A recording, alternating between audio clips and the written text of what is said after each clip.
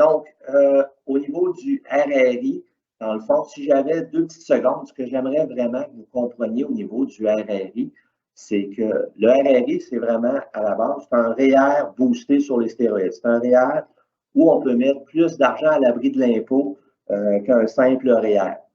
Donc, c'est ce qui est intéressant ici. Et comme je disais, c'est un régime de retraite. Donc, c'est un régime de retraite qu'un employeur offre à ses employés, comme n'importe quel autre régime de retraite. Sauf qu'ici, l'employé pour lequel le régime de retraite est offert, c'est le propriétaire de l'entreprise. Donc, c'est ça qui est intéressant, c'est un employeur qui offre un régime de retraite, c'est fait pour les entrepreneurs, pour les propriétaires d'entreprise. Maintenant, c'est comme c'est un régime, c'est quelque chose qui est défini dans la loi de l'impôt, donc on est soumis à la loi de l'impôt. Et quelques-unes des règles donc on doit se soumettre pour pouvoir avoir un RRI. Donc, la première règle, c'est que le promoteur du régime doit être une compagnie qui est active et qui est incorporée. Donc, donc ça prend une compagnie qui est active, qui a des activités commerciales. Donc, c'est la première règle pour pouvoir mettre un RRI en place. Maintenant, la deuxième règle importante, c'est que le participant doit se verser un salaire. On doit avoir des revenus à la case 14 du T4, ce qui comprend les avantages imposables, boni, salaire. Donc, pour pouvoir faire un RRI, ça prend un salaire pour le participant. Donc, si on a un entrepreneur qui ne se paye que par dividende, on ne peut pas faire de RRI. Comme ce même participant-là non plus ne peut pas cotiser à son REER, n'a pas d'espace REER. Donc, c'est la deuxième, je vais dire, condition pour pouvoir. Et si on se souvient, dans le REER, dans le fond, il y a un salaire maximum sur lequel on peut cotiser qui est de l'ordre d'à peu près 178 000 pour 170 000 pardon, pour 2022. C'est le même salaire maximum aussi qui s'applique pour les RRI. On parle d'à peu près de 170 000 de revenus. Donc, et au niveau si on regarde salaire versus dividende, dans le passé, beaucoup de comptables disaient que les dividendes étaient plus intéressants, mais depuis la réforme Morneau qu'on a eue il y a peut-être 4-5 ans, la plupart des comptables vont vous dire que le salaire est revenu un petit peu plus intéressant que les dividendes. Donc, si jamais ça peut être une discussion que vous pouvez avoir aussi avec votre comptable, au niveau de salaire dividende, mais pour le RRI, il faut vraiment avoir un salaire pour qu'on puisse mettre un RRI en place. Au niveau maintenant du traitement fiscal, vous allez voir, je compare souvent le RRI avec le REER. Comme je disais, le RRI, c'est un REER boosté. Donc, quand on regarde au niveau du traitement fiscal, c'est le même traitement fiscal que les REER, dans le sens que les cotisations sont déductibles d'impôt. Ça s'accumule à l'abri de l'impôt. Et on est taxé au moment où on commence à sortir les sommes du régime. Une des différences importantes, c'est qu'au niveau des cotisations, il faut se rappeler qu'au niveau du REER, un participant cotise au niveau personnel. Donc, il cotise au niveau personnel, donc il y a la déduction fiscale au niveau personnel. Alors que dans le cas du RRI, c'est l'entreprise qui va cotiser au régime. Ce n'est pas le participant cotise, c'est l'entreprise. Et ces montants de cotisation-là ne sont pas rajoutés sur les revenus du participant. Donc, l'entreprise n'a pas de taxe sur la masse salariale au niveau des cotisations. Donc, c'est une chose qui est importante ici. On entend souvent, des fois, les gens disent « mon entreprise cotise à mon REER ». Une entreprise ne peut pas cotiser au REER d'un participant. Ce qu'elle fait, c'est qu'elle lui donne un salaire additionnel et le participant cotise. Mais en faisant ça, ça attire des taxes sur la masse salariale. Alors qu'ici, l'entreprise va cotiser direct. Maintenant, par exemple, un participant qui participe à un RRI, dans le fond, on ne peut pas avoir les deux, le RRI et le REER. Le RRI va venir remplacer le REER. Et il va rester peut-être pour les années futures dans le REER, peut-être 600 $ à peu près de nouvel espace pour pouvoir cotiser. Mais si c'est l'entreprise, donc, et pour l'entreprise, c'est une déduction. Ça vient réduire ses profits. Donc, c'est déductible d'impôt. Donc, c'est ça qui est intéressant. Page suivante, s'il vous plaît. Ici, juste vite, dans le fond, faire comprendre que le cadre législatif qu'on a au Canada en général pour les régimes de retraite. Donc, on a d'un côté, premièrement, ce qu'il faut se rappeler, dans le fond, qu'est-ce qu'un régime de retraite à la base? C'est un employeur qui fait une promesse à un employé de lui payer de l'argent plus tard. Donc, à ce niveau-là, il faut financer cette promesse-là que l'employeur fait à ses employés. Et ici, dans le fond, on a Revenu Canada qui, en général, va venir limiter les montants qui peuvent être mis dans ces régimes-là parce que ça attire une déduction fiscale. Donc, Revenu Canada vient mettre des maximums qui peuvent être cotisés par année à ces régimes-là. Et de l'autre côté, on a les autorités provinciales, qui, elles, au Québec, c'est Retraite Québec, donc qui, elles, viennent mettre un minimum sur les montants qui peuvent être cotisés à ces montants-là. Donc, l'employeur est limité par Revenu Canada le maximum, mais doit mettre au moins le minimum qui est requis par la loi provinciale, par Retraite Québec. Donc, c'est le maximum et le minimum qui doit être respecté en général pour un régime de retraite au Canada. Donc, Guy, si tu peux aller à la page suivante. Donc, une des choses qui est intéressante, par exemple, rappelez-vous tout à l'heure, je disais il y a le maximum de Revenu Canada, le minimum par la loi provinciale, c'est que la loi du Québec a une exemption pour les régimes de retraite qui s'appliquent à ce qu'on appelle des personnes rattachées. Une personne rattachée, c'est quelqu'un qui a au moins 10 d'une des catégories d'actions de l'entreprise.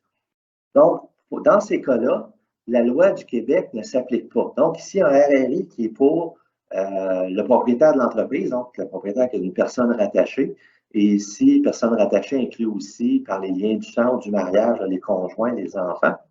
Donc, un RRI qui est pour une personne qui est rattachée. Donc, la loi du Québec ne s'applique pas. Donc, il n'y a pas de minimum requis au niveau des cotisations. Donc, c'est ce qui est intéressant au niveau du RRI, c'est qu'on a le maximum de Revenu Canada et on n'a aucun minimum de cotisation. Donc, rappelez-vous, c'est comme les REER. Les REER, rappelez-vous, à chaque année, Revenu Canada vous envoie votre avis de cotisation. On vous dit, voici quel est votre maximum, mais il n'y a pas de minimum. Et les montants qui ne sont pas utilisés une année sont reportés à l'année suivante. Ici, c'est la même chose pour les RRI, dans le sens que, encore là, la loi de l'impôt détermine les maximums, mais on a des maximums qui sont plus élevés que le REER et on n'a pas de minimum. Donc, une entreprise qui, une certaine année, déciderait de ne pas cotiser au RRI, il n'y a pas de problème, ne sera pas pénalisée et les sommes ou l'espace, appelons ça RRI, qui n'est pas utilisé est simplement reporté à l'année suivante. Donc, ça peut être intéressant aussi pour les employeurs pour pouvoir faire de la planification. Des fois, est-ce qu'ils ont besoin de plus de déductions l'année prochaine que cette année? Donc, c'est ce qui est intéressant. Donc, aucune obligation de cotisation dans le RRI. Donc, c'est ça qui est intéressant. Page suivante, s'il vous plaît, Guy. Oui. Donc, alors ici, maintenant, on dit souvent qu'une image vaut 1000 mots. Ici, ce qui est intéressant, c'est qu'on peut voir, donc, si on se souvient, la cotisation au REER, c'est 18 du salaire maximum d'à peu près 170 000 pour 2022. Donc, ce qui donne une cotisation d'à peu près 29 000 qu'on ait 25 ans, 45 ans, 65 ans, c'est 18 du salaire qui peut être cotisé. Dans le RRI, on peut voir ici, qui est donc la ligne bleue, c'est un des avantages de vieillir. Donc, plus on vieillit, plus la cotisation devient intéressante, devient élevée. Et souvent, on entend parler du RRI et on dit que c'est généralement intéressant pour les personnes de 40 ans et plus. Ici, on peut voir très bien sur le tableau, c'est au point où les deux lignes se croisent. Donc, ma ligne en jaune or pointillé qui représente la cotisation maximale au REER, la ligne bleue qui représente la cotisation maximale au RRI. Donc, on peut voir que c'est à peu près vers 40 ans. Et quand on regarde, mettons, vers 55 ans, on peut voir qu'au lieu d'être à peu près 30 000 dans le REER, on va parler d'à peu près 40 41 000 donc 10 000 de plus.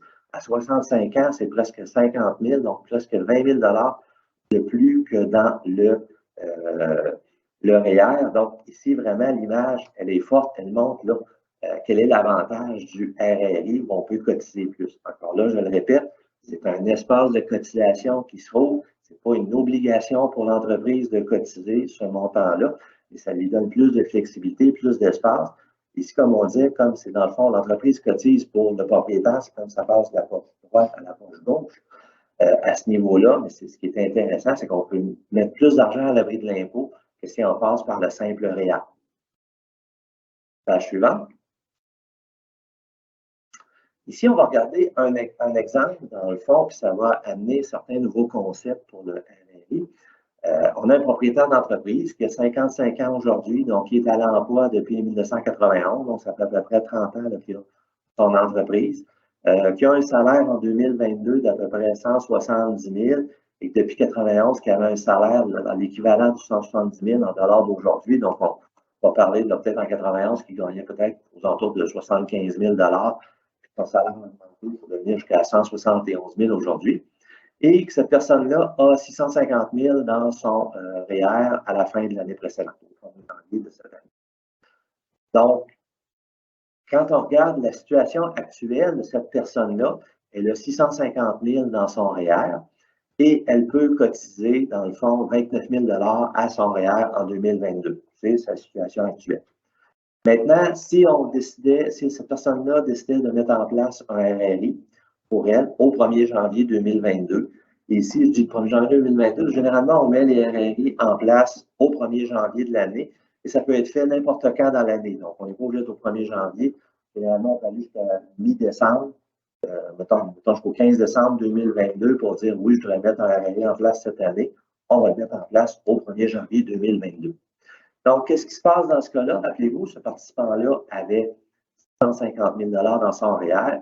Donc, comme cette personne-là aussi avait à peu près 30 ans de service passé, des salaires depuis 91 de son entreprise.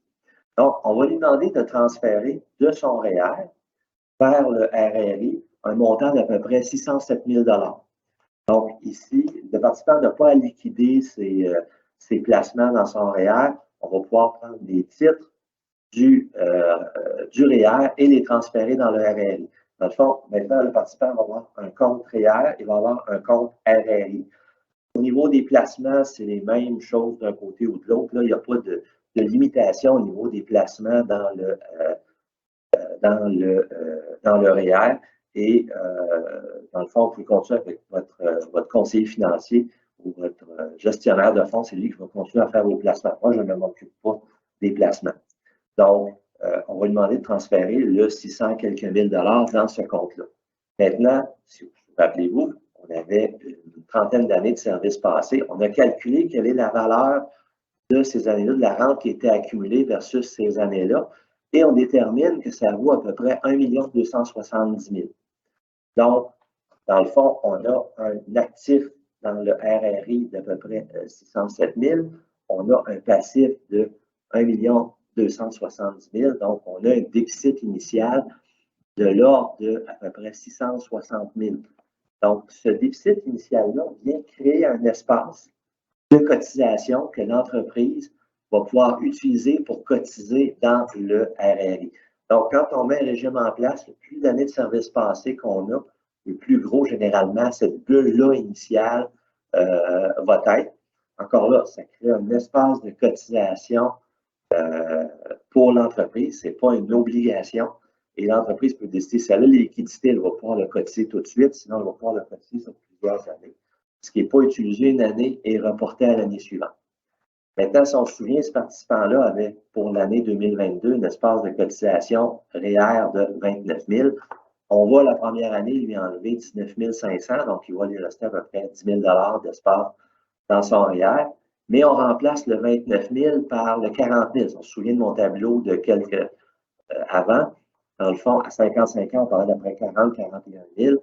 Donc, au total, pour l'année 2022, pour ce participant-là, on aurait un avantage ou un espace de cotisation additionnel du 660 000 plus le 21 de presque 680-690 000 de plus d'espace que l'entreprise pourrait cotiser. Donc, on voit ici là, la force du RRI, c'est de créer plus d'espace. Encore là, je répète, ce n'est pas une obligation, c'est un espace qui est ouvert comme le REER et ce qui n'est pas utilisé est reporté à l'année suivante. Guy, si tu veux aller à la page suivante. Maintenant, ce participant-là qui avait, dans le fond, on a mis le RRI en place là, à 55 ans. 10 ans plus tard, il arrive à 65 ans. Donc, il a toujours cotisé le maximum qu'il pouvait dans le régime. Combien il va avoir d'argent accumulé dans le régime à 65 ans? Ici, j'ai pris un taux de rendement de 7,5 certaines personnes vont dire, Pierre, tu es peut-être agressif d'utiliser 7,5 mais je vais revenir dans quelques minutes au taux de 7,5 Donc, ce participant-là aurait accumulé dans son RRI une somme d'à peu près 3,5 millions de dollars, versus s'il avait juste passé par la voie réelle et qu'il avait cotisé toujours le maximum dans son REER, il y aurait à peu près 1,6 million. Donc, 1,8, pardon, 1,9. Donc, au total, par la voie RRI, le participant a accumulé de l'épargne pour la retraite de plus de 1, en excédent d'1,6 million versus s'il était juste passé par la voie réelle. Encore là, c'est sûr, il y a une partie de ça, c'est des cotisations additionnelles, mais c'est ce qui est intéressant, on pourrait avoir à l'abri de l'impôt 1,6 million. Encore. Ici, j'ai fait la projection jusqu'à 65 ans. Ce qu'il faut se rappeler, comme le REER, on peut attendre pour faire du décaissement à partir de 71 ans. Le RRI, c'est la même chose aussi. On peut reporter jusqu'à 71, 72 ans avant de commencer à faire une forme de décaissement. Donc, c'est la même chose à ce niveau-là. C'est juste encore là, on aurait beaucoup plus d'argent dans le RRI que dans le REER. Donc, je reviens maintenant au taux de rendement de 7,5. Le taux de rendement de 7,5, ici, j'ai fait ma projection à 7,5 parce que par la loi de l'impôt, quand on fait un RRI, on doit assumer un taux de rendement futur de 7,5 %. Donc, c'est quelque chose qui est défini dans la loi de l'impôt. Ça fait plus de 20 ou 30 ans que c'est déjà dans la loi de l'impôt. Il n'a jamais été changé. Je ne pense pas qu'il va être changé non plus. Le gouvernement n'a pas avantage à le changer, ce taux de rendement-là. Donc, mais ce que ça veut dire, par exemple, c'est que ça pourrait créer des cotisations additionnelles dans le RRI si on ne fait pas le rendement de 7,5 %. Et je m'explique. Si on regarde cette année, présentement 2022, en général, bon, les marchés sont baissiers depuis le début de l'année de peut-être 15 %. Donc, quelqu'un qui avait dans son REER au début de l'année, on va prendre un exemple, un montant d'à peu près 100 000 $. Dans son REER, pendant qu'à la fin de l'année, il est rendu à 85 000. Il a perdu 15 % depuis le début de l'année. Cette perte-là de 15 % dans son REER n'a pas créé d'espace additionnel pour pouvoir cotiser des montants supplémentaires. Maintenant, si la même personne avait, au lieu de l'avoir dans son REER, l'avait dans son RRI, le 100 000, c'est investi de la même manière. Il a perdu aussi, il a probablement aujourd'hui à peu près 85 000 dans son RRI. Sauf que, ce qu'il faut comprendre, c'est que comme on s'attendait d'avoir 100 000 plus 7,5 % de rendement, 107 500. La différence ici entre le 107 500 et le 85 000, à peu près 22 000 viendrait créer un espace additionnel que l'entreprise pourrait cotiser au RRI. Donc, encore là, c'est une manière de pouvoir acheter des cotisations additionnelles. Si on ne fait pas le rendement de 7,5 %, ça vient créer de l'espace additionnel pour l'entreprise pour pouvoir cotiser. Je me répète encore une fois, un espace additionnel qui est créé, ce n'est pas une obligation pour l'entreprise de vouloir cotiser ce montant-là au régime.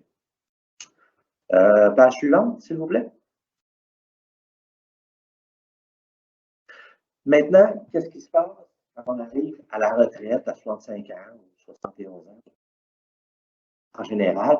Donc, le participant, généralement, avec son RRI, va avoir 3 options. La première option, ça va être généralement, c'est ce qu'on voit la majorité du temps, c'est que les gens vont terminer leur régime, ils vont prendre les sommes qui sont accumulées dans le RRI et vont les retransférer à l'abri de l'impôt dans leur REER. Et maintenant, ça va être mélangé avec le reste de l'argent qu'il y avait dans leur REER ou le faire s'ils sont rendus à 71, 72 ans. Donc, c'est la première option qu'on voit la plupart du temps. Sauf qu'ils vont se retrouver dans leur REER, dans leur faire avec beaucoup plus d'argent que s'ils avaient simplement passé par la voie RRI, la voie REER, pardon. La deuxième option aussi qui existe, c'est de terminer le régime et d'acheter une rente auprès d'une compagnie d'assurance. Maintenant, ce qui est sûr, c'est une option qui existe. Je n'ai jamais vu, en tout cas, aucun entrepreneur jusqu'à date l'utiliser, parce qu'en général, c'est que si vous prenez cette option-là, vous perdez le contrôle de votre argent. Alors que dans l'option 1, vous continuez à faire l'investissement et tout ça. Mais c'est une option quand même qui est là, qui existe pour y acheter une rente auprès d'une compagnie d'assurance. La troisième option qui existe, et ça ici, c'est dans le cas où le participant continue à être propriétaire de son entreprise ou continue où l'entreprise demeure dans la famille à travers les enfants. Donc, c'est que le régime pourrait continuer d'exister, mais et la rente à place est à payer du régime. Donc, vous continuez à faire les investissements de votre compte et la rente, au lieu de sortir d'un fer, dans le fond, seraient payés directement du régime.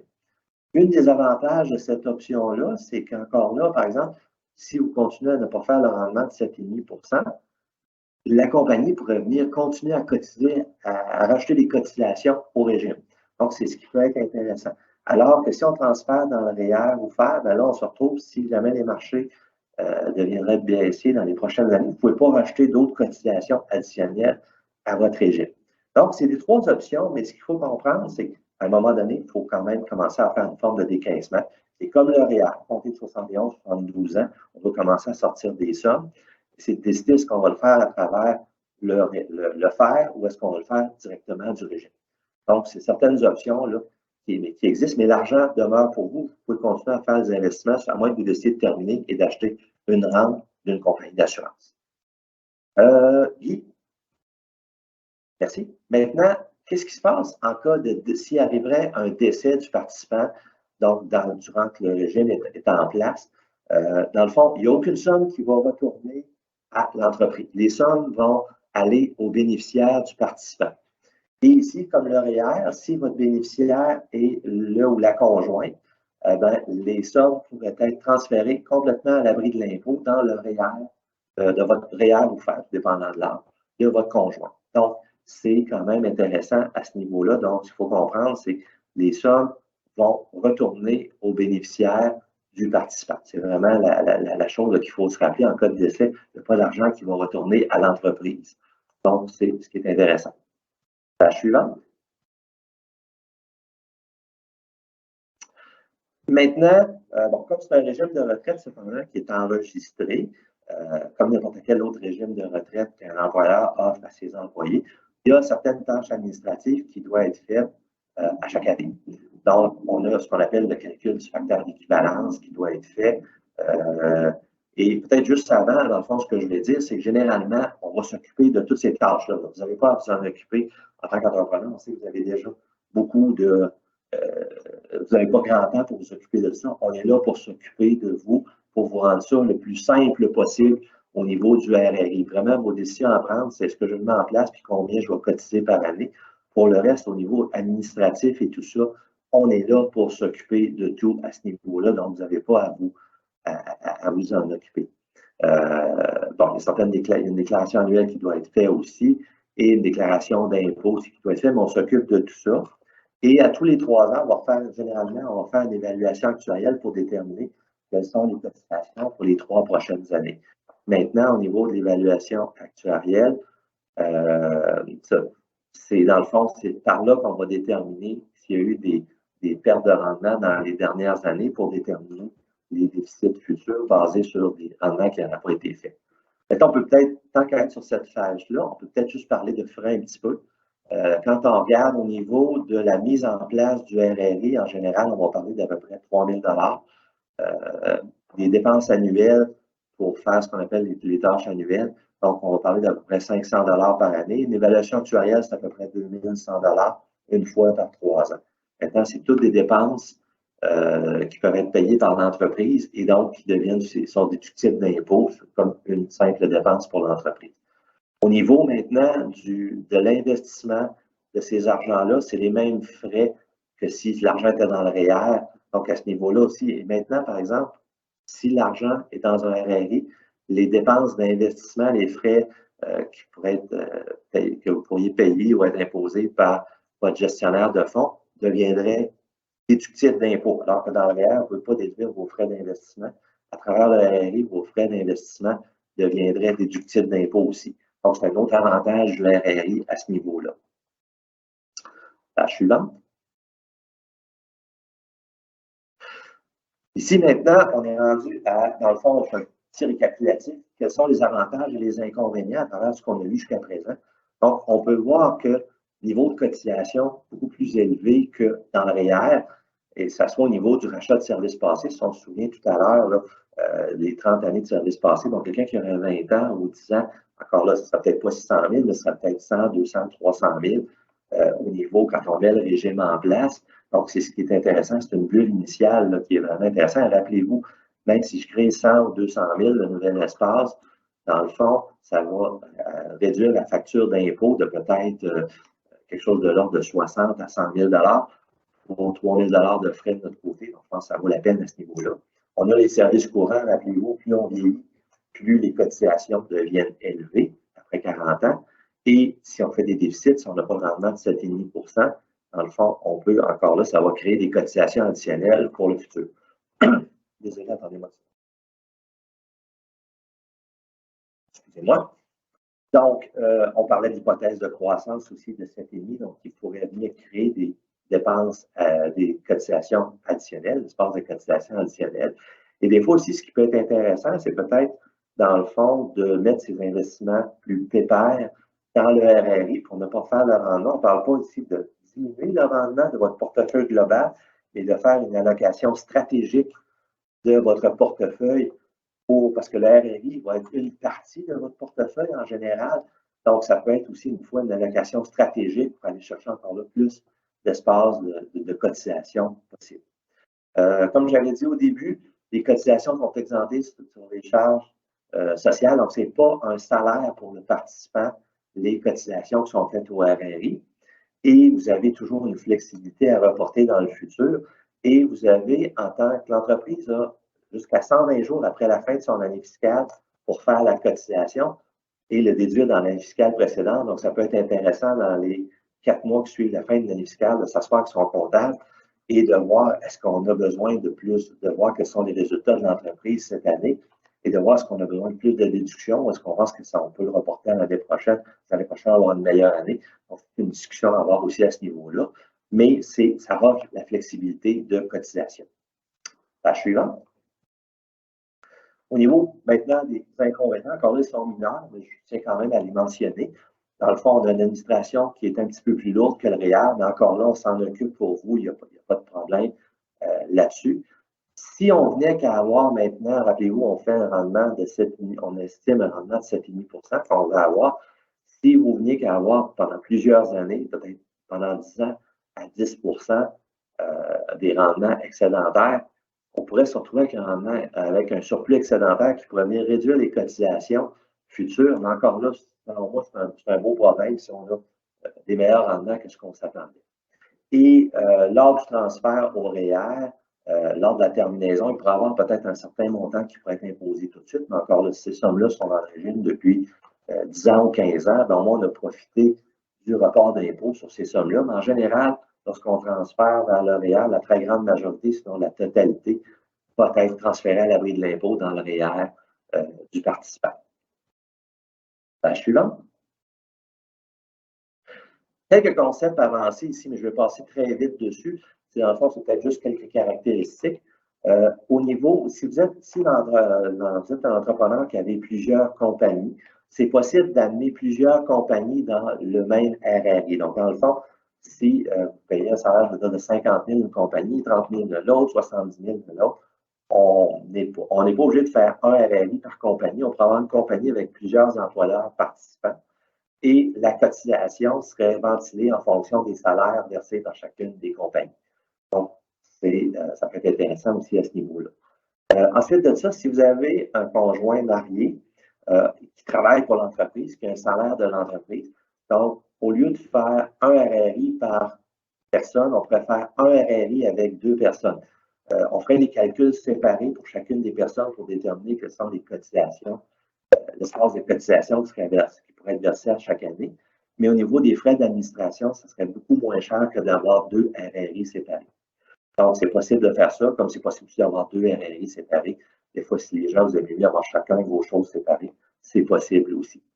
Maintenant, on l'a dit depuis le début, tous les frais reliés à la mise en place, l'investissement et tout ça, c'est des frais déductibles pour l'entreprise. Et même si vous vouliez emprunter pour faire les cotisations au RRI, les frais d'intérêt que vous chargerez à la banque ou la personne qui vous prête, le prêteur, dans le fond, pourrait être déductible pour l'entreprise. Une des choses aussi, je vais passer vite, mais qu'on n'a peut-être pas mentionné jusqu'à présent, c'est que, souvenez-vous tout à l'heure, quand on parlait d'une des options à la retraite, c'est de continuer la rente, c'est de payer la rente du régime de retraite. C'est qu'un des avantages de cette option-là, c'est que vous pourriez amener un de vos enfants dans votre RRI. On aurait maintenant le RRI, que ça peut être soit du participant et de l'enfant, ou du participant, son conjoint et l'enfant. Et au décès des deux parents, je fais ça comme ça, ou du parent, l'enfant, maintenant, qui lui continue à accumuler des droits dans le RRI, deviendrait le seul bénéficiaire de la caisse. Mais l'argent resterait dans la caisse, mais cet enfant-là hériterait à l'abri de l'impôt de l'argent. Alors que si vous l'avez transféré dans votre FER, à votre décès, votre enfant va être imposé sur ces sommes-là. Ici, à travers le RRI, l'enfant pourrait hériter de ces sommes-là à l'abri de l'impôt et le RRI pourrait rouler sur plusieurs générations, en autant que la compagnie demeure dans la famille. Donc, ça peut être un des avantages qui peut être intéressant. Maintenant, au niveau transition d'entreprise, si vous avez votre RRI pour votre compagnie A, vous décidez de vendre la compagnie A, on pourrait soit terminer le régime, ou l'autre, c'est que si vous avez d'autres compagnies qui ont des activités commerciales, le RRI pourrait être transféré à cette autre compagnie-là, et le RRI pourrait continuer, cette autre compagnie-là, maintenant, pourrait commencer à cotiser au RRI. Donc, encore là, il y a toujours des options. On va être là si jamais ces situations-là arrivent. Dans toutes les situations, on va être là pour vous aider, pour vous présenter quelles sont les différentes options possibles à ce niveau-là. Stratégie d'investissement, on a parlé tout à l'heure, le rendement de 7,5. Des fois, on voudrait peut-être essayer de mettre peut-être des investissements plus pépères dans le RRI pour ne pas faire le rendement de 7,5, encore là, pour créer plus d'espace de cotisation. Et dernier point, s'il y a des médecins parmi vous ou des dentistes, dans le fond, ces gens-là peuvent s'incorporer depuis une dizaine d'années, 10-12 ans environ. Donc, on voit de plus en plus pour les médecins, vétérinaires, dentistes, le RRI devient de plus en plus intéressant parce qu'ils peuvent s'incorporer maintenant. Et donc, on peut créer un RRI pour eux. Page suivante. Donc, à travers tout ce qu'on a vu, dans le fond, quelles sont les personnes à qui vraiment s'adresse le RRI? Dans le fond, on peut le regarder de deux points de vue. Le premier point de vue, c'est premièrement du point de vue de l'entreprise. Rappelez-vous tout à l'heure, premièrement, ça prend une entreprise qui est incorporée. Donc, quelqu'un qui n'est pas incorporé, qui n'a pas un Inc ou un limité, ne peut pas faire de RRI. Donc, ça prend une entreprise qui est incorporée. Rappelez-vous, le RRI, c'est qu'on prend de l'argent de l'entreprise puis on le sort de l'entreprise. Donc, ça prend une entreprise qui est quand même rentable, qui a des liquidités excédentaires. Donc, c'est ça qui est intéressant. Donc, ça prend une entreprise vraiment qui a des liquidités excédentaires. Encore là, elle n'est pas obligée d'avoir à chaque année des liquidités excédentaires. Si certaines années, elle ne les a pas, simplement, il n'y aura pas de cotisation. Il n'y a pas de problème, mais cet espace-là n'est pas perdu, va être reporté l'année suivante. Donc, c'est vraiment ce qu'on regarde d'un point de vue de l'entreprise. Maintenant, page suivante, du point de vue du participant. Encore là, on l'a vu, dans le fond, ça prend quelqu'un qui a au moins 40 ans d'âge.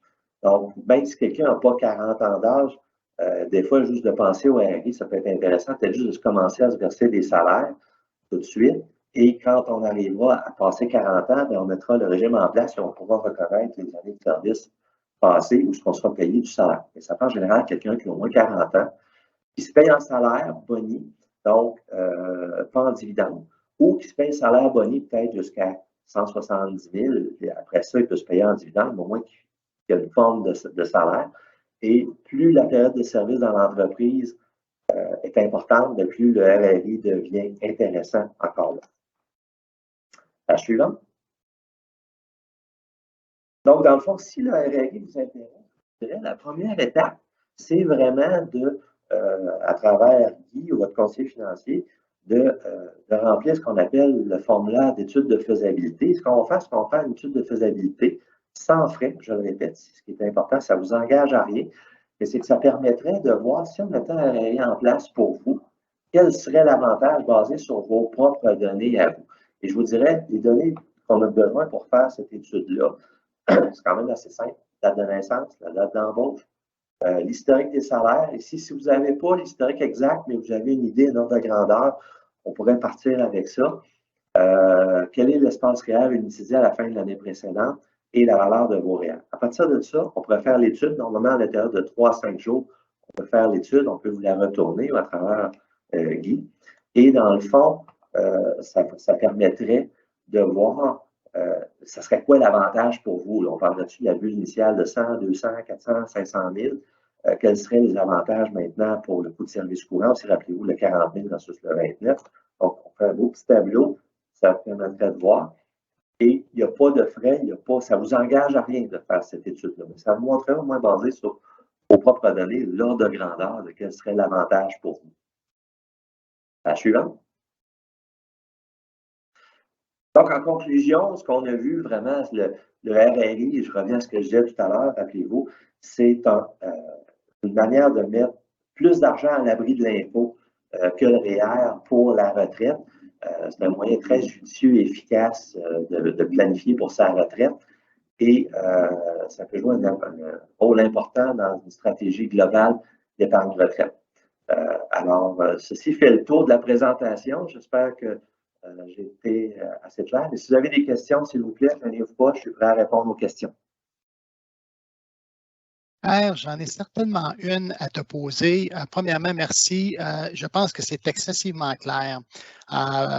Pour avoir travaillé conjointement sur certains dossiers, je pense que l'étude de faisabilité, d'offrir ce service-là sans frais, c'est toujours intéressant parce qu'évidemment, il y a eu beaucoup de chiffres, il y a beaucoup d'informations, mais je pense que tu as synthétisé où il y a plusieurs avantages à avoir un RRI. Alors, merci beaucoup pour la présentation.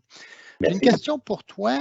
Par rapport au candidat idéal, est-ce qu'il y a un pourcentage d'actionnariat minimum ou pas pour pouvoir participer à un RRI? Comme tel, il n'y a pas de pourcentage minimal, mais cependant, ce qu'on dit, c'est que quand vous avez au moins 10 d'une des catégories d'actions, ça enlève beaucoup de côté administratif. C'est plus intéressant. Donc, on parle de 10 d'une des catégories d'actions. Et si cependant, si une personne a 100 des actions, son conjoint ou ses enfants, par le parent ou par le conjoint, est rattaché aussi. Donc, ce n'est pas obligé que le conjoint ait des actions de l'entreprise, mais par son conjoint qui a toutes les actions pourrait participer aussi sans aucun problème. Deuxième question, si tu me le permets, parce que tant qu'avoir l'expert avec nous, on va juste clarifier le plus de questions possible. Tu mentionnais un point intéressant où, quand il y a un frais de gestion ou un honoraire de facturer dans un REER, au point de vue fiscal, l'honoraire n'est pas déductible. Oui. Peux-tu peut-être clarifier le pourquoi, dans un régime de retraite, l'honoraire est déductible dans ce cas-ci avec le RRI? Dans le fond, c'est comme c'est un régime de retraite, si le frais je vais appeler ça le frais de gestion est payé directement par le client, pour lui, par la loi de l'impôt, c'est une dépense pour gérer le régime de retraite, donc c'est déductible d'impôt. Si cependant, ce n'est pas payé directement par l'employeur, mais c'est à travers une réduction des frais, bien, ce que ça va faire, c'est qu'à la prochaine évaluation actuarielle, on aurait, dans le fond, ce frais-là va se retrouver à créer, dans le fond, à augmenter le déficit qu'on aurait. Donc, l'employeur pourrait venir le cotiser à travers des frais pour le déficit, dans le fond, il deviendrait déductible d'impôt. Hyper intéressant. C'est quand même une stratégie qui est le fun parce qu'au point de vue fiscal, pour l'entreprise, quand on peut déduire à 100 des dépenses, je pense qu'il y a un gros avantage là. Exactement. Oui, merci. Et peut-être, juste pour mes connaissances personnelles, le transfert intergénérationnel, je sais que tu as fait un petit survol vite, c'est un avantage.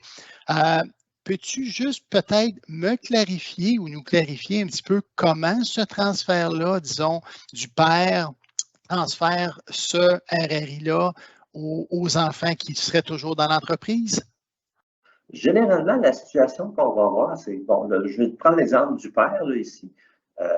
Mettons, le père a son entreprise, ça va bien, commence le RRI peut-être vers 45, 50 ans, arrive à 71 ans, là, l'enfant a commencé à être un employé dans l'entreprise. C'est la relève pour le parent. Donc, le parent arrive à 71 ans et commence, lui, à retirer sa rente. Peut continuer à gérer l'entreprise aussi. L'enfant commence à prendre plus de responsabilités, a un salaire. Et ce qu'on va faire, c'est qu'à ce moment-là, l'enfant, quand il arrive après 40 ans, on va l'amener dans le RRI de son appelons ça du père. Disons-le pour l'instant comme ça. Et maintenant, on aurait le RRI de papa et je vais appeler ça du parent, parce que ça peut être papa et maman, je ne veux pas être sexiste. Donc, ça serait le RRI de parents et enfants. L'enfant, on va faire ses calculs pour lui basés sur ses salaires pour ses cotisations. On ne crée pas un nouveau RRI, on l'amène dans le RRI des parents. Donc, encore, ça coûte moins cher de frais d'administration. Mais ce qui arrive, c'est qu'au décès du parent, dans le fond, l'enfant devient le seul bénéficiaire de la fiducie qui était. Il y avait une fiducie pour le régime des deux participants, mais maintenant, l'argent va demeurer dans la fiducie du régime de retraite et l'enfant étant le seul bénéficiaire, bien, il hérite de ces sommes-là à travers le régime. Il ne sort pas. L'argent demeure dans le régime, mais il n'est pas imposé sur ces sommes-là tant que lui ne commence pas à prendre sa rente du régime de retraite. Hyper intéressant. Merci beaucoup pour ces clarifications-là. Pierre, tu as dû être très, très clair. C'était les questions qu'on avait. Un gros merci. Évidemment, tout simplement, là, comme Pierre mentionnait, si jamais le régime intéresse, tout simplement communiquer avec nous. Ça va nous faire plaisir de vous mettre en contact avec Pierre. Pierre, encore une fois, un gros merci. On va terminer notre webinaire aujourd'hui tout simplement en mentionnant ce que Pierre a mentionné un petit peu par rapport au marché, qui est un petit peu plus volatile cette année. Alors, le 24 novembre prochain, notre prochain webinaire sera encore une fois notre opinion sur les marchés. On va certainement faire un recul sur l'année 2022 et regardant par en avant pour les opportunités de 2023. Alors, sans plus. Tout simplement pour vous dire, passez une belle journée. Pierre, encore une fois, un grand merci. Très apprécié. Beaucoup d'informations. Alors, au plaisir à tous de se reparler sous peu. Merci.